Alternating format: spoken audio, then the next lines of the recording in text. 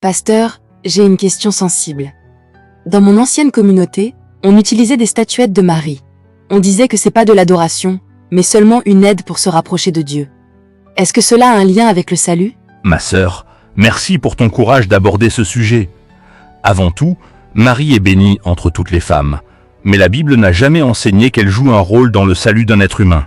Les statuettes, même utilisées pour aider à se concentrer, entrent dans ce que la Bible appelle représentation sculptée, que Dieu a strictement interdit dans un contexte spirituel selon Exode 20 versets 4 à 5. Ce n'est pas seulement une question de bonne intention, c'est une question d'adoration et de médiation. Or la Bible dit clairement, il y a un seul Dieu, et aussi un seul médiateur entre Dieu et les hommes, Jésus-Christ homme. 1 Timothée 2 verset 5.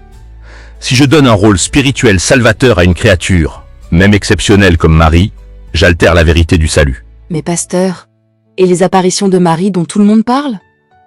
À Fatima, à Lourdes, à Kibéo.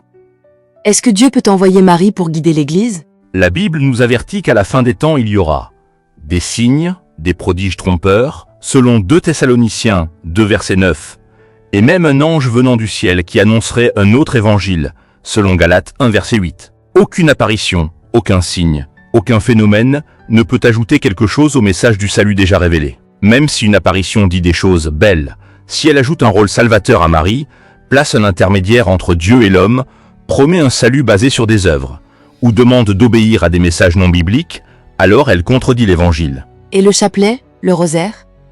On m'a appris que c'est important pour être protégé, pardonné, ou pour sauver des âmes du purgatoire. Le rosaire n'existe nulle part dans les Écritures.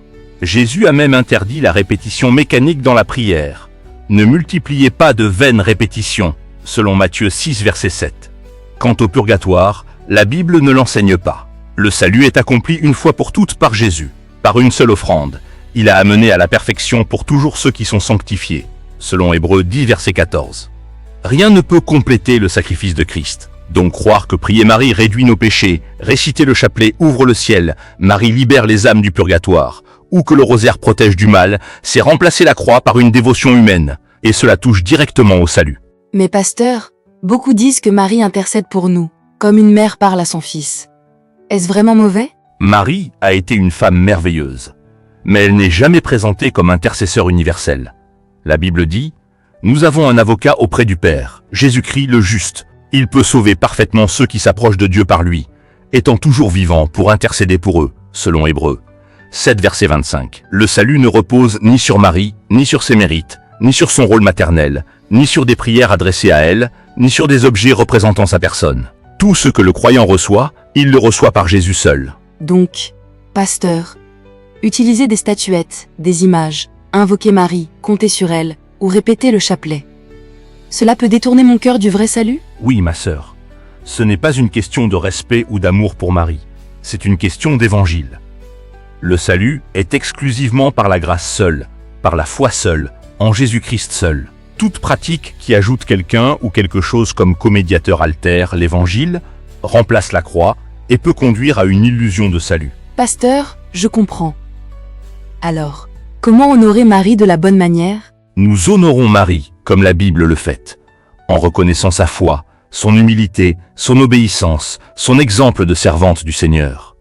Mais nous ne l'adorons pas, nous ne l'invoquons pas, nous ne plaçons pas notre salut en elle. Marie elle-même a déclaré « Mon esprit se réjouit en Dieu, mon Sauveur », selon Luc 1 verset 47. Marie avait elle-même besoin du salut, tout comme nous.